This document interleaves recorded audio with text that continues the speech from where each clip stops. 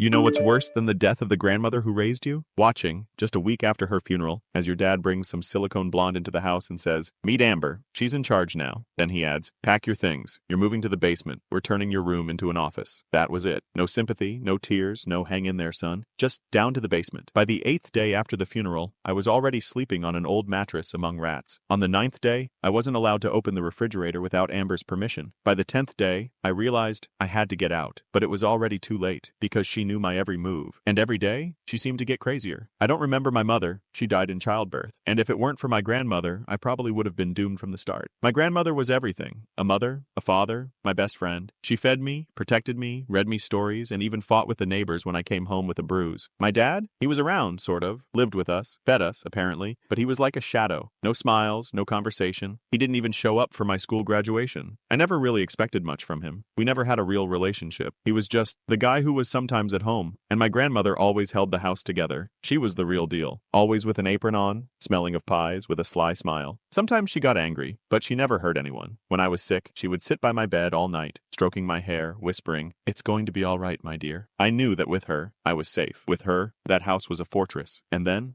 she died. A heart attack. Sudden. She just never woke up, and it was like someone had turned off the lights. The house became a stranger. The walls turned cold. The air, empty. At the funeral, my dad stood there with a stony face, like he was at some meeting. Not a single tear, not even an attempt to offer an embrace. I sat alone right beside the coffin, holding my grandmother's hand, feeling everything inside me shatter. I thought to myself then, it can't get any worse. I was wrong. 7 days after the funeral, when the house still smelled faintly of my grandmother's powder and medicines, she appeared on the doorstep, Amber, like she was cut out of a glossy magazine. Plump lips, pearly white teeth, nails sharp as blades, in high heels, wearing a fur coat in the middle of May. I thought, maybe she's a delivery person? Maybe she just got the wrong address. Then my dad wrapped his arm around her waist and said, "This is Amber, my wife." I just stood there, stunned. Wife? It had only been 7 days, and she didn't even look at me. She just walked through the house as if she were picking out new furniture. She entered my room, looked around, and said, "This is going to be the office." Then she left. My dad, without even apologizing, threw out, "Pack your things. The basement is free for now." The basement. It reeked of mold. Old potatoes were scattered about, jars of preserves lined the shelves, and a dead fan sat in the corner. They handed me a stained mattress and a box in place of a desk. There was hardly any light. No windows, no power outlets. I even had to charge my phone from an extension cord running through a crack in the floor. My dad was silent. No explanations, no conversation. Now, everything was coming from Amber. She took over the house like she'd always lived there. That very first evening, she banned me from sitting at the common table. She said, "You now have your own space." I didn't know which was worse, the silence after losing my grandmother, or this new voice, cold and steady, like a nurse in an asylum. Every day, things got harsher. 2 days later, she put a lock on the refrigerator. She said, "Food is only available at 9 a.m. and 7 p.m. Don't even think about opening it without permission." I was left without snacks, without water at night, without a normal life. Dad? He seemed to vanish. He just sat on the couch, staring off into space, sipping his coffee and saying, "Uh-huh," every time she issued an order. I realized then, there was no one else in the house except for me and her, and I was the odd one out. Day after day, she tightened the screws. The first sign was the lock on the fridge. The second was the meal schedule, like being in prison. "You eat only at 9 o'clock and 7 o'clock. The refrigerator stays locked at all other times," she would say with a smile that sent chills down my spine. I'd wake up hungry at night, tiptoe upstairs, only to see her sitting in the kitchen in the dark, just sitting. She'd stare out the window, as if she were waiting for me to come out of the basement. A couple of days later, she demanded my phone. "I'm installing parental controls. You're a teenager. Who knows what you're looking at?"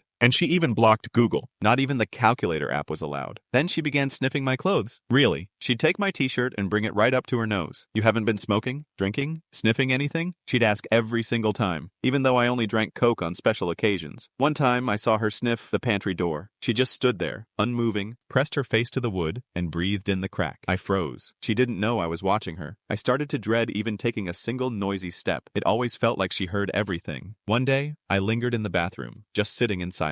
5 minutes later, there was pounding at the door. "What are you doing in there?" Amber shrieked. "You have 5 minutes! No more!" I stepped out, and she grabbed my hand, sniffed it, and snorted. "I hope you didn't jerk off." I froze. I was 14. I didn't even know what to say. And she left, as if nothing had happened. Dad? Still silent. I tried talking to him. I sat next to him and said, "Dad, I'm not feeling well."